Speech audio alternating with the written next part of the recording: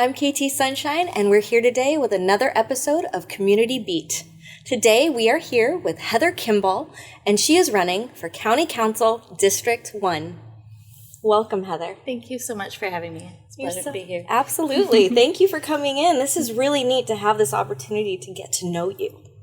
Well, I appreciate you taking the time to sit down with me and give me an opportunity to introduce myself to voters. As you know, This is a very unusual campaign season. We can't go knocking door to door as we normally would. Right. Forums aren't held in person. We can't have community fundraisers and things like that. So we're all looking for different ways to get our message out to voters and share a little bit about who we are. So I'm really grateful to have the opportunity to talk with you and do that.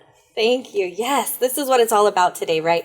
Is really getting to know everybody and finding out the messages and what's really happening around our island, I think. Yes. Right? Yeah. So, tell us about you.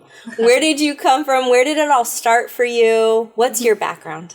So I was originally born and raised in Michigan, and after graduating from the University of Michigan, I lived all around the country. I lived on the East Coast, I lived in Utah, I lived in California, and when about early 2000s, we came out here on a trip. And believe it or not, my husband actually had to talk me into coming to Hawaii. I wasn't sure I was a sit on the beach and drink a Mai Tai kind of gal. I mean, I know. Well, I had that magazine image in my head of what Hawaii really is. Mm-hmm. And so I got off the plane and it just hit me all at once. Like, this is home.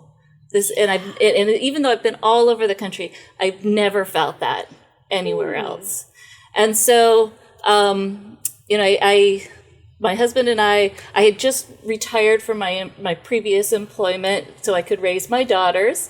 And we made a plan to come out here in 3 years and make this place our home. And what was a 3-year plan turned into a 3-month plan when a friend of ours called my husband and said, "Hey, do you want to come out here and run a local architecture firm in Hilo?" And we said, "Yeah, sure. We'll be right out." And so we just packed everything up and came out here. And that feeling that this is where I belong, this is home, has never went away.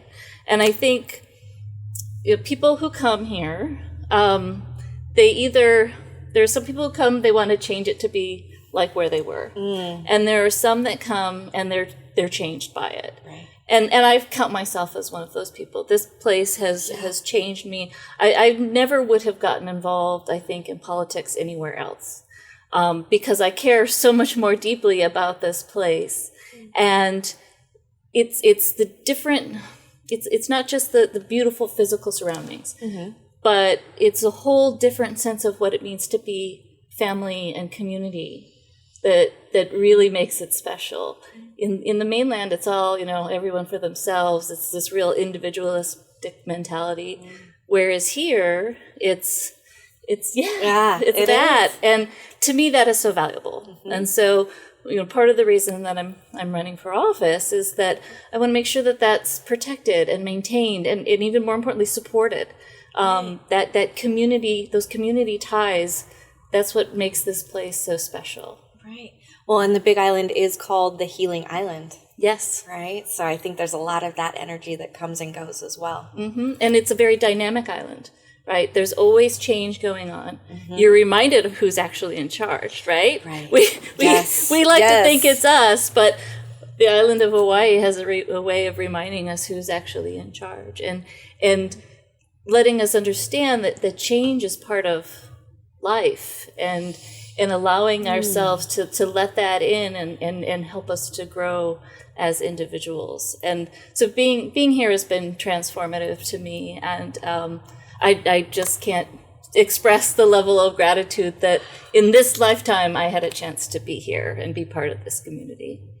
Beautifully said. Thank you. I completely feel the same way, and I think a lot of our viewers agree with you, especially because they live here and they work here and they've been feeling this, their whole lives, right? And that's what makes this place so special. Yeah. No, it's if you'd asked me back then when my husband was trying to talk me to come to Hawaii, you know, I would never have believed it, that I would be here now we've been here over 15 years now, raised all 4 of our children here, and you know, it's part of who I am. Okay, so where did you go to college?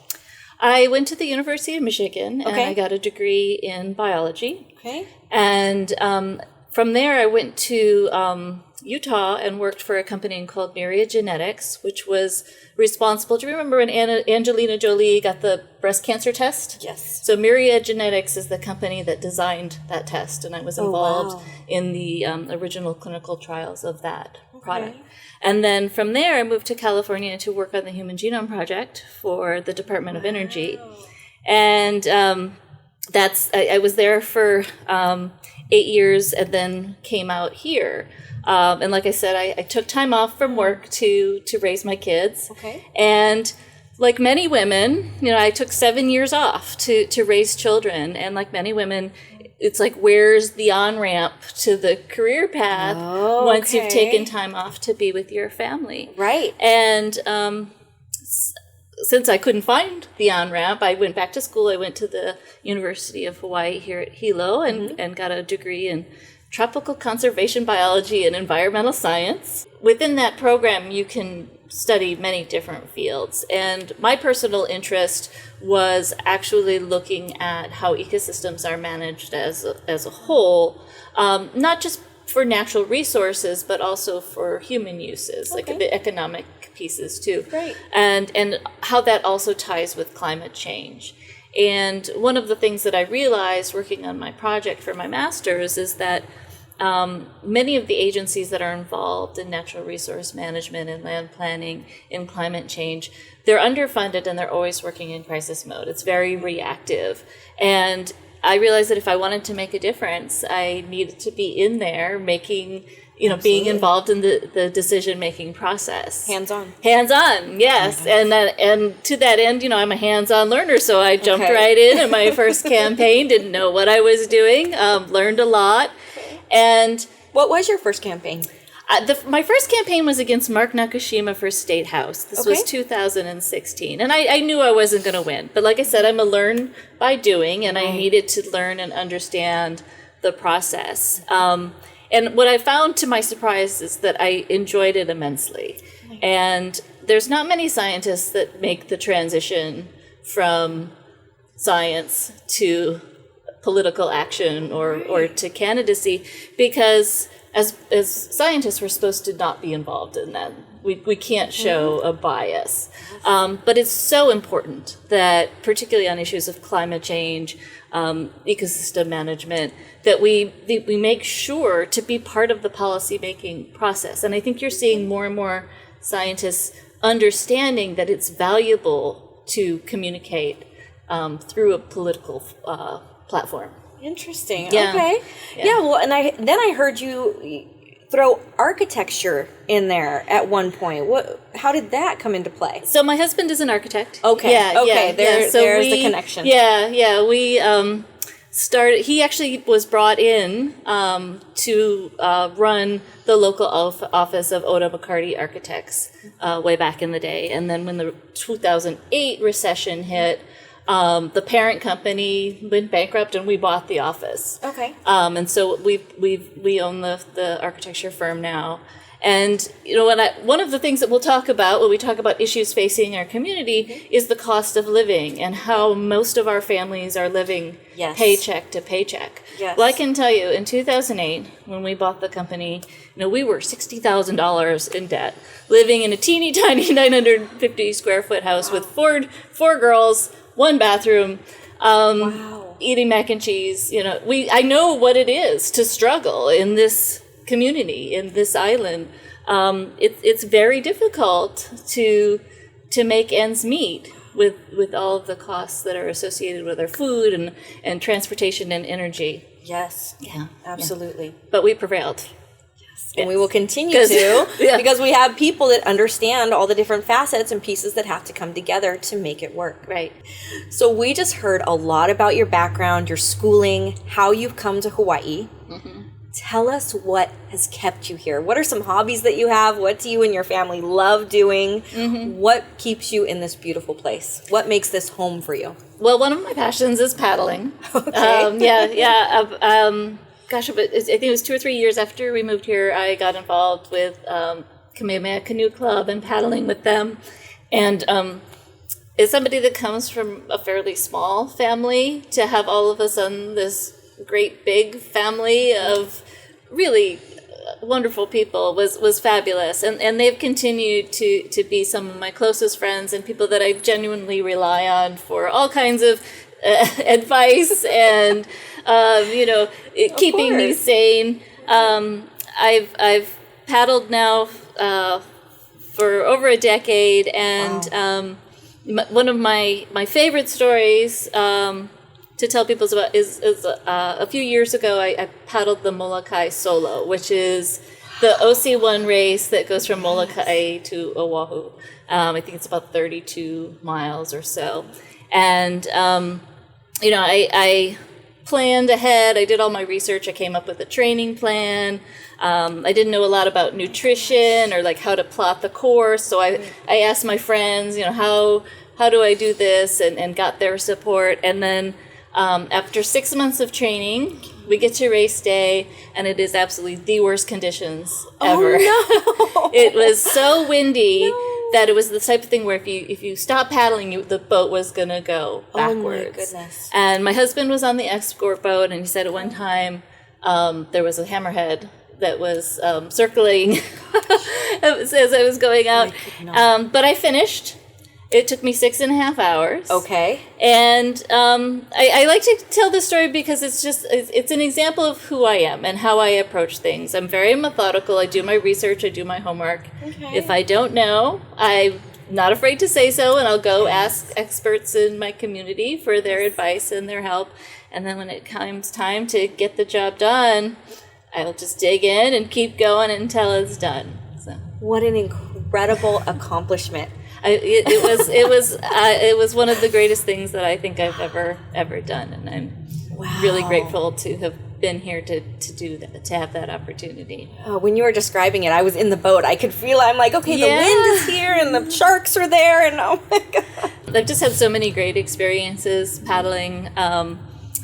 Just being on Molokai for the solo, all the Nawahine crossings that we've done, and then all of the local races here. It's a huge community.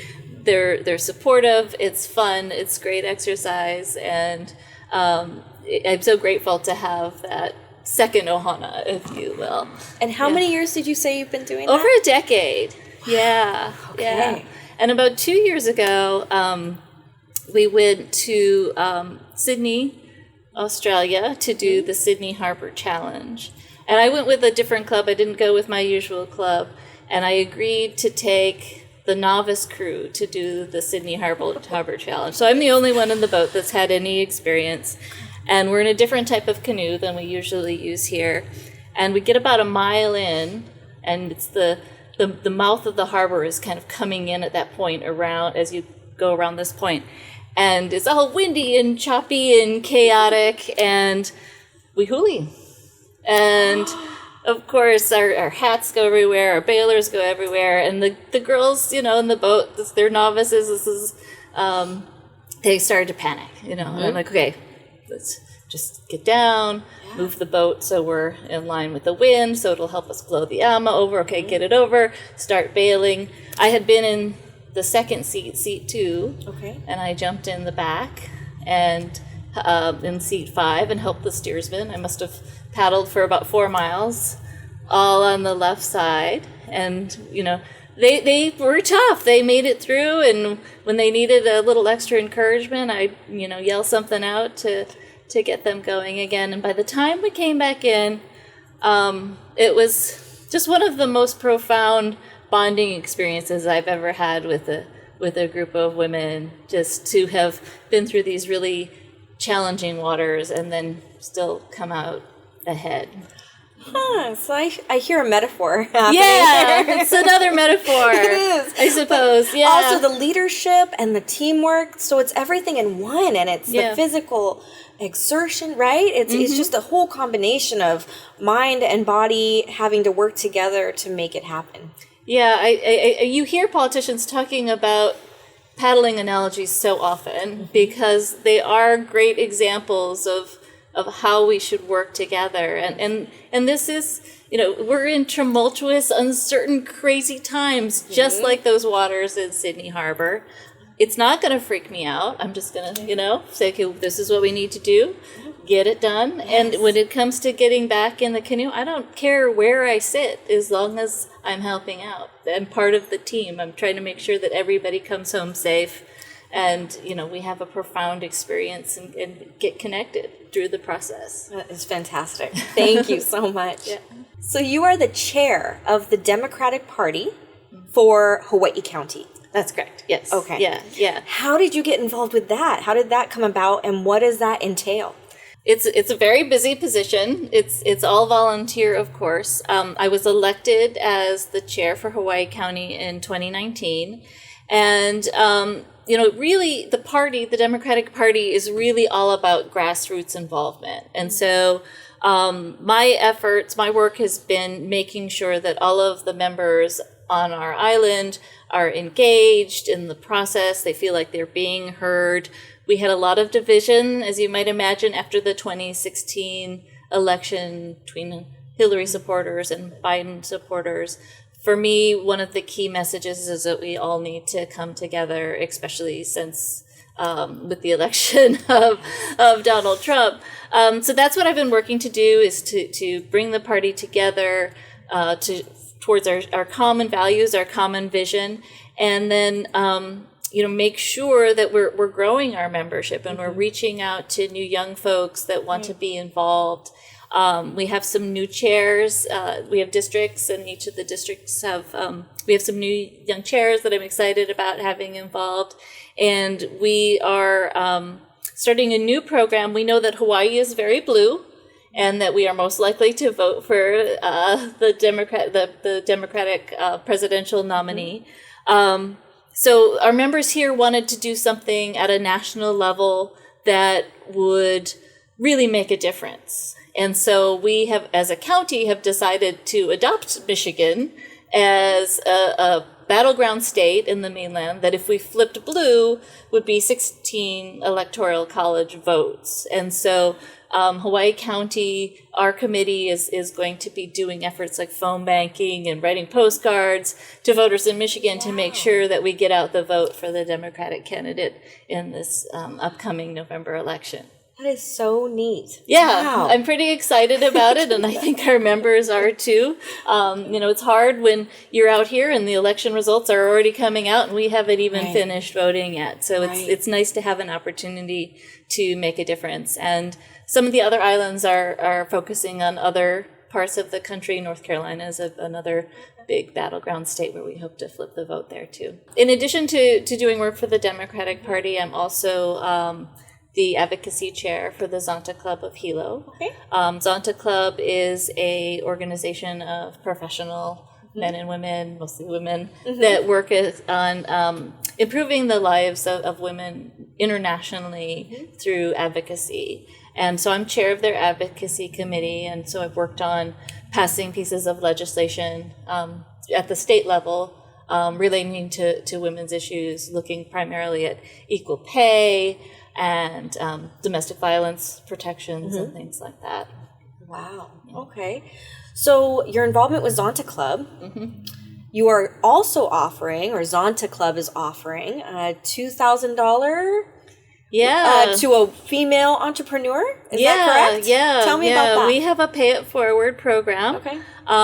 So if you are a female entrepreneur and you need some extra funds, you can go ahead and apply for our pay it forward program, which is a grant, and information on that is at the Zonta Club of Hilo .com website, or you can find us on Facebook. Yeah, but it's a great program. I know some of the past recipients, and they've been doing great with, just a little bit of extra boost to put towards their business. Absolutely. Yeah, as a female entrepreneur, I'm sure every little bit counts. Yeah. Come on, ladies, let's get on this. Everybody go apply. That's a fantastic opportunity. Yes. Yeah, I hope you folks take us up on that, because it's there to be used. So, as a Hawaii County Council member, what do you see as like a responsibility, or what do you feel your role would be in that position? So, I know that's a loaded question. It is a loaded question. Hang with us. It is a loaded question, but it's a really important one, because oftentimes there's kind of a lack of understanding about whose kuleana is certain things, and who's responsible for other things. There's a lot that is taken care of at the state level: education, income taxes, the GET, minimum wage. That's kind of all at the state level. At the county level, you have a much more direct impact, I think, on your community, and that's something that I'm particularly excited about. But as a council member, your responsibility is really to be the voice of your community. Okay. And that's not just the voice for the people who agree with you, or who voted for you, or who are even voters. I mean, we have a lot of folks that don't participate in the voting process. But as a county council person, you are responsible for going out, listening, getting all of the information from the community, and really representing that on the county council. That's why I've spent so much time being out in the community, making sure that I had a real understanding of what the concerns are. We're going through a very dynamic time with COVID-19, and I think that's changed some of the priorities right now. A lot of the main thing folks are focused on is personal safety and health, but also just the economic impacts and how we're going to recover economically.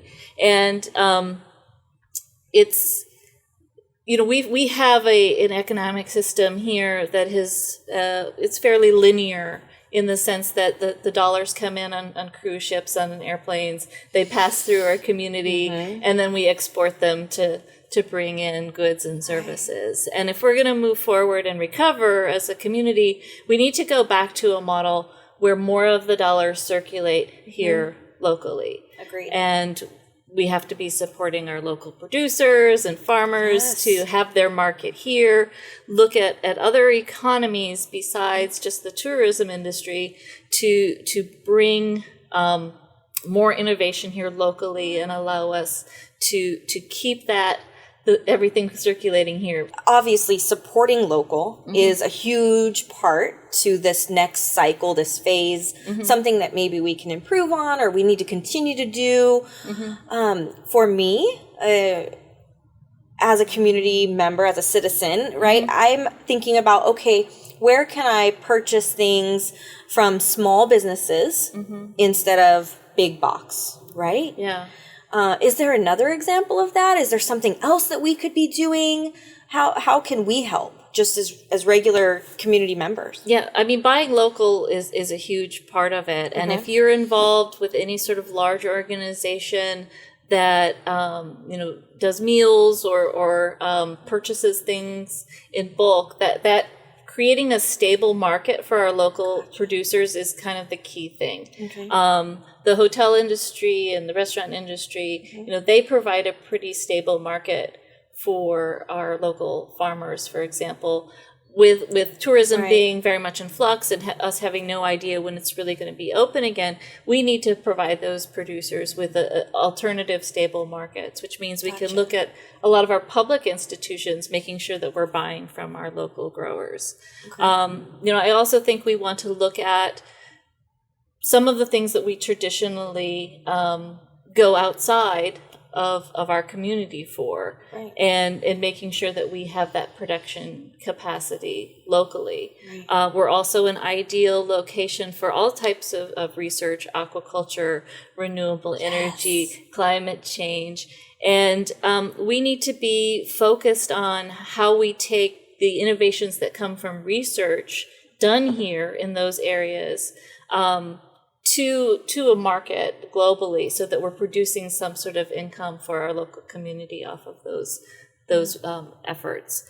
One of the things that I think we need to plan for is not just the economy we have now, but the economy that we'll be part of in the future, right? When I think about what my kids will do and what they might study in college or whatever, they're not going to be in the same economic environment. So much is moving to the virtual realm. And we've seen that when people have had to stay at home with COVID-19. So much of our work can be done remotely. So why not think about Hawaii as the perfect place to do remote work, right? We could have call centers, help centers. If we converted some of the space that we now make available for tourists to residential places where people could work and then also live and engaged in this remote work, then that's a whole nother economy that would be local, that would help us support our local residents. That's a great idea. I had never thought of that. I think we have to think outside the box and not be behind, trying to play catch up, but instead being there ready to go when some of these new approaches to doing business become available. So it's being creative, thinking outside the box, supporting your community locally are some of the first steps where we can start to make a change. Yeah. And I think we need to also just focus on this whole idea of sustainability, which I think gets kicked around a lot, and so it's lost a lot of meaning. But the way I view sustainability is that we need to be able to meet the basic needs of our residents, shelter, food, safety, income of some kind, meaningful work, a political voice. We need to meet all of those needs. At the same time, we need to live within the capacity of our system to meet those needs so that we can do it over time. How would you say that differs from resiliency? Or does it? Well, no, I think they're tied together, but it does differ from resiliency from the standpoint of if you have an ecosystem that is functioning like I described sustainably, it means that it's maintaining that capacity to provide for the members of the ecosystem, which includes us. Yes.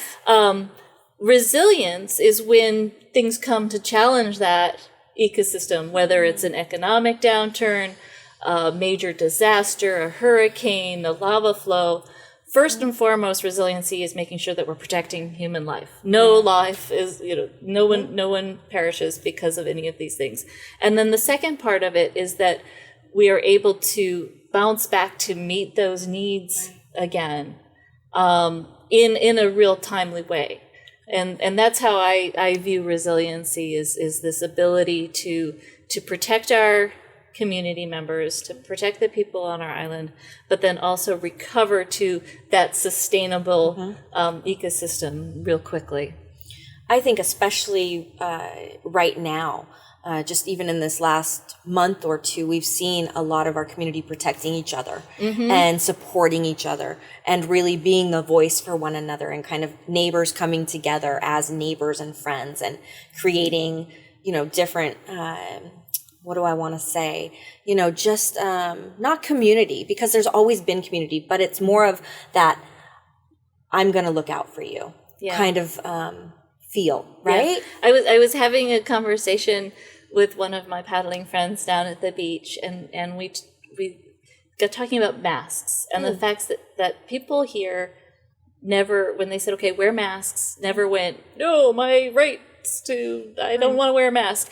It was this idea that you put on the mask because you're taking care of your auntie, you're taking care of your uncle, you're taking care. We get that. We understand it's all about taking care of each other, and I've been involved in a number of efforts since the COVID lockdown to get groceries to seniors, to deliver meals, to provide things for our local children. And it's really just been so heartening to just see how many people have stepped up and say, I have this capacity, how can I help? And I think as a council person, like, your key job is to support that.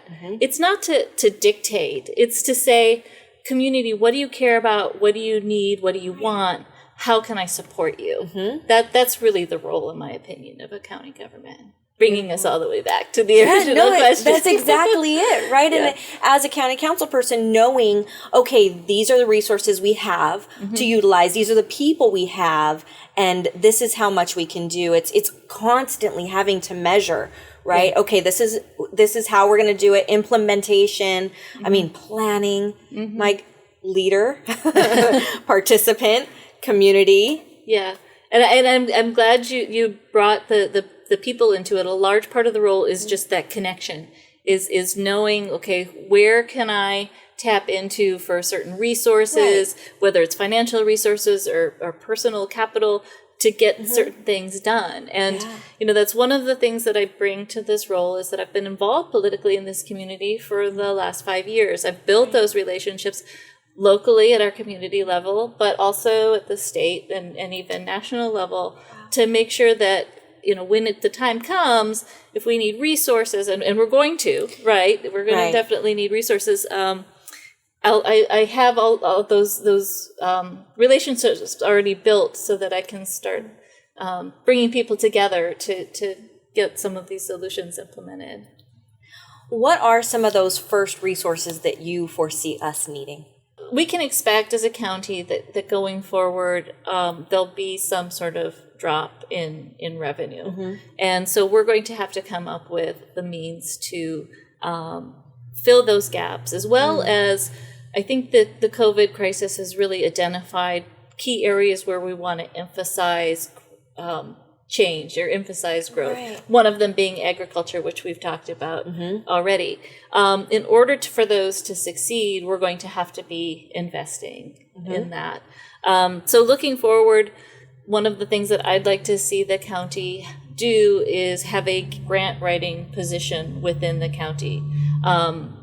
Not only responsible for researching and writing those grants, but making sure that we're following up on the mandated reporting, because that's usually the difficult part of getting grant money. I think we can expect that through the state, through the federal government, through nonprofits, there will be funds available to do these things, invest in our local agricultural system, invest in building resilience.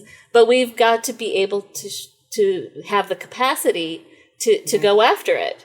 And, my personal experience with the last recession was that we missed out on some opportunities because we just didn't have the capacity to go after some of those resources that were made available to local communities. So when you say capacity, what do you mean? I'm thinking follow through. Follow through, knowledge, just where to get the paperwork, people, where to fill it out. It is grants it's a complicated process, and we want to make sure that we have the right people in place that have the skills to make sure that we're following those processes. We're going after those additional funds that we could bring into the county. Is there a special place someone goes to learn how to write grants to do this job? Is it a specialized kind of thing? I've never even thought about that. It is a specialized skill. And like I said, there's writing the grants and finding the grants, which is a big piece of it. But the other more challenging piece is the reporting that allows you to maintain those grants. And they're always going to be different. Working with a lot of different nonprofits, even here locally with places that you can apply for grants with, everyone has a different form. There's no standard single location where you can go to look for grant opportunities. It's a very hodgepodge kind of system. And so having somebody that is specifically trained with those skill sets to be doing that for our county, I think is going to be really important moving forward to make sure we fully take advantage of of what opportunities might be available to us. There is quite a bit of funding out there for building resilience, converting to renewable energies, things that we want to do as a community anyway. Mm-hmm. So we should be out there taking advantage of that. Thank you. So District 1, yes, as I understand it, is Hamakua to Waimea, right? Mm-hmm. And that's a very large area. All the way down to the Wailuku River. Okay. Yeah. Okay. Yeah. So you can't forget the Hilo part way, too. But this way. It's long. Yeah. It's a unusually shaped long district. What are some, I guess, hopes that you have for District 1? Mm-hmm. Well, one of the things that I want to emphasize, kind of going back to the role of county council person, is that this area spent a decade and hundreds of people contributed to the community development plan. Okay. And I think that the county council person needs to support that effort in the sense that that document represents the collective voice of the community in a very democratic way of what they envision for our community as in the future. And so I think it's the county council's person's job to honor that plan. My hopes for the community are that we maintain our rural character, right? That's a key value for a lot of folks in the community. Yeah. And that we also provide, the one thing I hear again and again is that my kids have moved away. My kids couldn't find a job here, they moved away. My kids wanted to go to school in the mainland and they never came back. Yeah. And, I want to keep families together. I want to make sure that our keiki have opportunities to thrive and be successful here and still live where they grew up. And similarly, our seniors, so many of them are having to, for either because of access to healthcare or the cost of living, are having to move away from the places and the communities that they grew up in. And so one of my hopes is that we have a better ability for our families to stay together. Thank you very much. Yes. I think a lot of people are going to love to hear that because it is a growing issue. Yeah. And we hear it and we see it every day. And my two older daughters who are out of the house are both living in the mainland now. And I don't have any grandkids yet, but when I do, I'm going to have to, fly all the way over there to see them. And, it breaks my heart that they're so far away. But at the same time, I understand why they made that choice. And we'll see how it goes with my younger children. Yeah. Girls, come home and see your mom. Yes. We heard that you are going to be having a 48th birthday on Friday. Yeah, I'm turning 48 on Friday, June 26th. And, I'm at that stage where I'm still optimistic that if we care enough, we can make the world a better place. Absolutely. But I'm old enough to know that it's just not going to happen. We have to take an active role in making sure that the things that we want to see happen come to fruition. Yes. And when I think about what we've talked about already today, and why I'm running for office, my oldest daughter is 27, so you guys can do the math. And she called me the other day and said, we're thinking about having kids, but I'm really worried because of the way that the world is right now. Mm-hmm. You're getting chicken skin. I've heard that. I know what I'm talking about. And I told her, listen, I truly believe that we can make the world a better place. I believe in our capacity to innovate and solve problems. My main concern is that the world may be better for some, but not all. And so as we focus on how to make a difference and how to make the world a better place, we need to focus on that social justice, that economic justice piece to make sure that we're lifting everyone up, in the process. And I know that there's a lot of inertia, especially here, to kind of just go back to the way things were, which really wasn't working for a lot of people. And so if we want to say, okay, let's do things a little differently, where we're supporting our communities, we're supporting everybody, we're going to have to work our asses off. I mean, it's not just going to happen. And I'm prepared to do that. Yeah. Yeah, because it's important to me for my kids and the world that they'll have, for their kids, my all future grandchildren, the world that they'll have, and then all of the kids that are here in our community. What kind of world are we going to leave for them? We want to make sure we do everything we can in the little brief space of time we're on this earth to make sure that it's a great future. I love that message. Thank you. Yeah. I have a good friend who says, make things psychological, breaking them down into emotionally doable components. And I think, like you've talked about today, is having something that you can follow through on, that you can complete, that's actionable, right? So we're going to see a difference. It's not just like we've felt in the past, words, right? It's not just this very broad, vague, okay, well, maybe, kind of, sort of. No, this is how, this is what, this is when. It's that planning part that I think you've conveyed so well today. Yeah, and it's not just the actionable items or just changing policy, but it's really going to like changing the value system, changing the mindset. We've always worked off of this GDP idea, this more is better, especially with the tourism economy, just bring more and more and more in. And I think that this crisis that we're in right now has really given everybody a chance to pause and reflect and say, maybe that wasn't really the best mental framework to work off of. Let's rethink about how we value people's time, how we value our community, and say, that's a higher priority rather than meeting some GDP benchmark. It's a wellness benchmark. It's a wellness benchmark for our community that I think we've all come to realize is really more important.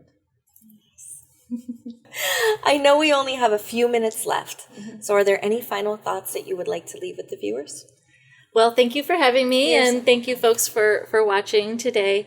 I just want to remind everybody of the story of crossing the Molokai Channel, which is how I will approach being a county council person. I'm going to do my homework and research the issues. I'm going to ask for your help as experts if I need it, if I don't understand. And when it comes time to do the hard work, I'm going to get in there and dig hard and make sure the job gets done. Great. Thank you so much. Yeah. All right. So when you're done with your day and you've worked a long, hard day and you're coming home to your family, you sit down, and I think that the viewers want to know, what is the last show you binged on Netflix? Well, okay, I'm going to own that if you haven't picked up on it already, I'm a total nerd. I love data, I love information, I love science, I love research. And so I've been binging on Big Bang Theory. And it's a great comedy. There are parts of it, I have to say, don't hold up and have been glaringly obvious to me. But I've been watching that and getting a good laugh out of the Big Bang Theory. It's just a fun feel-good show. It's just a fun feel-good show. I will also admit that when I'm not watching that, I'm a big rom-com fan. Oh. Yeah. Thank you again for being here with us today. Thank you so much for having me. This was another episode of Community Beat with Heather Kimball.